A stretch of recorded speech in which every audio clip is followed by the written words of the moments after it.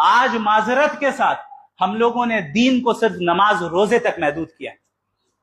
ہم نے دین کو دین سمجھا ہی نہیں, ایک رسم بنا لیا ہے. ہم یہ سمجھتے ہیں کہ مسلمان وہ ہے جو جمعے کی نماز پڑھ لے یا عیدین کی نماز پڑھ لے, رمضان آ جائے تو چند روزے رکھ لے اور افطار پارٹیاں کر لے, بقرعید آ جائے تو چند قربانیاں دے دیں, اور پھر بہت دیندار ہوا تو عمرہ اور حج بھی کر لے, بس ہو گیا ختم. اس کے بعد شادیوں میں لاکھوں روپے اڑاتے رہو, اسراف کرتے رہو, غیروں کی رسموں کو اختیار کرتے رہو, ویسٹرن تہذیب سے اپنے آپ کو مروب کرتے رہو, چند شہرت اور چند ٹکوں کے لیے ایمان کو بیچتے رہو, کوئی فرق نہیں پڑتا. پھر ٹوپی پہن کے جمعہ بھی پڑھنے آ جاؤ.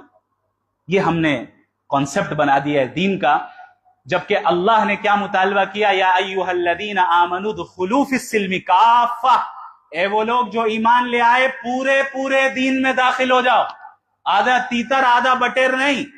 یہ اس طریقہ بنی اسرائیل کا تھا کہ اللہ رب العالمین نے فرمایا افتؤمنون ببعض الکتاب وتکفرون ببعض, کہ آدھی کتاب پر ایمان لاؤ گے اور آدھے کا انکار کرو گے.